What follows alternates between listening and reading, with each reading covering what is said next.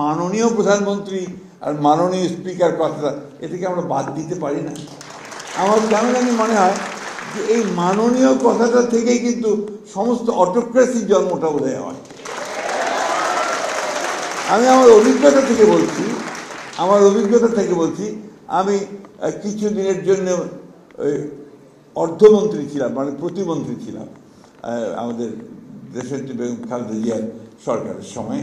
কৃষিতে ছিলাম, এরপরে সিভিল এভিয়েশন ছিলাম। তো আমি যখন ঢাকার বাইরে যেতাম তখন আপনার প্রথমে সার্কিট হাউসে গেলেই ওখানে একটা পুলিশের কন্টিনজেন্ট একদম চৌকসভাবে দাঁড়িয়ে বিরাট একটা গার্ড অফ অনার দিত।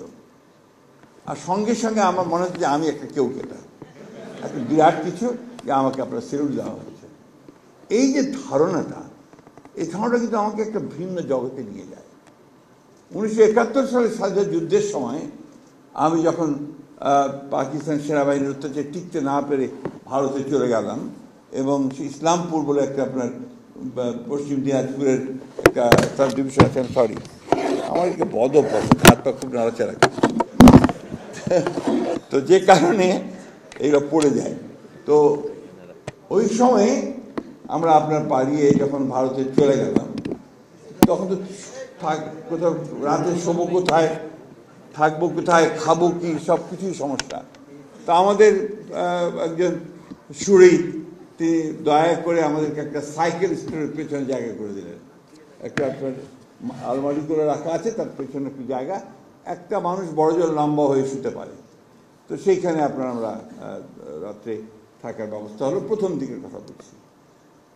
তো ওখানে 2 দিন পরেই ওই বিকেলবেলা ওই স্টোরের সামনে একটা জায়গা ছিল, ওখানে আমরা চেয়ার নিয়ে বসতাম, গল্প করতাম। এমন সময় ওখানে একটা গাড়ি আসলো, অ্যাম্বাসেডার গাড়ি, ভারতীয়, তার উপরে একটা আপনার ওই লাইট বসানো, সিকিউরিটি লাইট বসানো। গাড়ি থেকে নামলেন এক বয়স্ক ভদ্রলোক, আপনার ধুতি পরা, এবং আপনার সামনে আপনার একজন মাত্র ব্যক্তি, তার হাতে বোধহয় সম্ভবত একটা ভেতরে বন্দুক ছিল, অর্থাৎ একটা গানম্যান। তা আমি লক্ষ্য করে দেখলাম যে উনি ভদ্রলোক বিহারের চিফ মিনিস্টার কর্পূরী ঠাকুর, একটি প্রদেশের, একটি রাজ্যের মুখ্যমন্ত্রী। তিনি এসছেন ওই জায়গায়, খবর পেয়ে যে এখানে কিছু বাংলাদেশ থেকে লোক এসছে যারা যুদ্ধ করছে, তাদের সাথে কথা বলতে। তিনি একা শুধুমাত্র তার একজন দেহরক্ষী নিয়ে তিনি সেখানে এসে উপস্থিত হয়েছেন। আর আমাদের এখানে আমাদের যেই মন্ত্রী হয়ে গেল, সেই সম্পূর্ণভাবে ভিন্ন জগতে চলে গেল।